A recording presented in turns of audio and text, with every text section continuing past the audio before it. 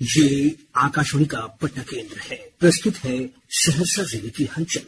सहरसा जिले की हलचल को प्रस्तुत कर रही हैं हमारी संवाददाता आरती कुमारी। कोसी रेंज के नए डीआईजी कुमार आशीष ने अपना कार्यभार ग्रहण कर लिया। उन्हें पुलिस उप महानिरीक्षक कार्यालय में गार्ड ऑफ ऑनर दिया गया। डीआईजी ने कहा कि वांछित अभियुक्तों की गिरफ्तारी, अपराध नियंत्रण और शराबबंदी कानून का अनुपालन उनकी प्राथमिकता रहेगी। वहीं लंबित मामलों का तेजी से निष्पादन किया जाएगा। सहरसा स्थित स्थानीय प्रेक्षागृह में कला, संस्कृति और युवा विभाग तथा जिला प्रशासन के संयुक्त तत्वावधान में वसंत पंचमी महोत्सव 2026 का भव्य आयोजन किया गया। इस अवसर पर स्थानीय लोकगीत, लोक गाथा, शास्त्रीय गायन, गजल गायन, नरदी भजन, लोक नृत्य और शास्त्रीय नृत्य की उत्कृष्ट प्रस्तुतियां हुई, जिन्हें दर्शकों ने खूब सराहा। जिले में गणतंत्र दिवस के मद्देनजर सुरक्षात्मक दृष्टिकोण से रेलवे सुरक्षा बल सहरसा द्वारा आपराधिक गतिविधियों पर निगरानी के साथ साथ यात्रियों को जागरूक भी किया जा रहा है।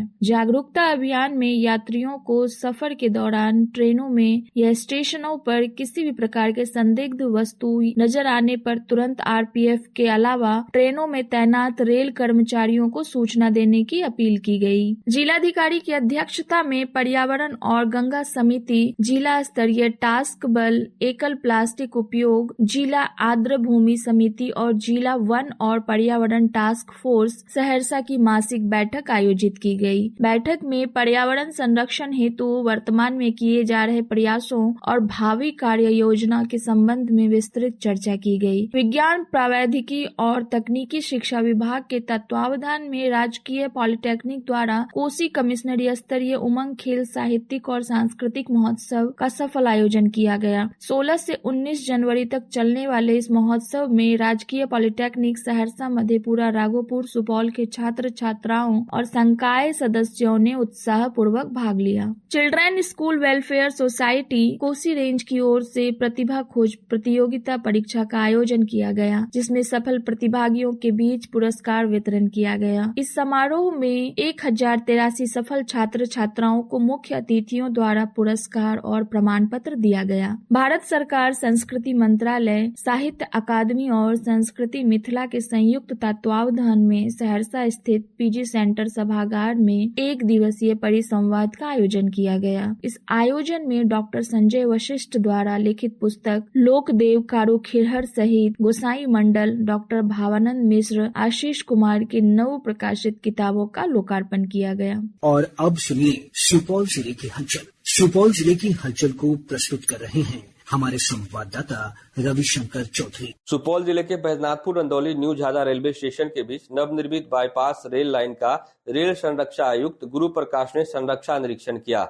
इस दौरान ट्रैक, ओवरहेड इक्विपमेंट और सिग्नलिंग प्रणाली की गहन जांच की गई। निरीक्षण के समय समस्तीपुर मंडल रेल प्रबंधक ज्योति प्रकाश मिश्रा सहित कई वरीय अधिकारी मौजूद रहे। सीआरएस निरीक्षण के सफल होने के बाद उम्मीद जताई जा रही है कि जल्द ही दरभंगा, निर्मली, न्यू झाझा, सुपौल मार्ग से ट्रेनों का नियमित परिचालन शुरू हो जाएगा। इस बाईपास लाइन के चालू होने से सुपौल और आसपास के क्षेत्रों को सीधी रेल कनेक्टिविटी मिलेगी, जिससे यात्रियों को आवागमन में सुविधा के साथ साथ समय की भी बचत होगी। हालांकि उक्त बाईपास होकर फिलहाल मालगाड़ी के ही चलने की संभावना जताई जा रही है। 45वीं वाहिनी सशस्त्र सीमा बल वीरपुर द्वारा सीमा चौकी नरपत पट्टी के कार्य क्षेत्र में 12 किलोमीटर अंतर क्षेत्र क्रॉस कंट्री प्रतियोगिता का आयोजन किया गया। प्रतियोगिता का शुभारंभ कमांडेंट गौरव सिंह द्वारा किया गया। यह दौड़ सीमा चौकी रानीगंज से प्रारंभ होकर निर्धारित मार्ग होते हुए सीमा चौकी नरपत पट्टी में संपन्न हुई। इस प्रतियोगिता में क्षेत्रक मुख्यालय पूर्णिया, बेतिया, गया और मुजफ्फरपुर से आए बल कार्मिकों ने उत्साह पूर्वक भाग लिया। कमांडेंट गौरव सिंह ने सभी प्रतिभागियों का उत्साहवर्धन किया। समाहरणालय स्थित लहटन चौधरी सभागार में Bihar state disaster resource network के प्रभावी क्रियान्वयन और अघतन को लेकर एक महत्वपूर्ण बैठक आयोजित की गई। बैठक का उद्देश्य आपदा के समय उपलब्ध संसाधनों की त्वरित पहचान, समन्वय और प्रभावी उपयोग सुनिश्चित करना था। बैठक में बताया गया कि Bihar state disaster resource network एक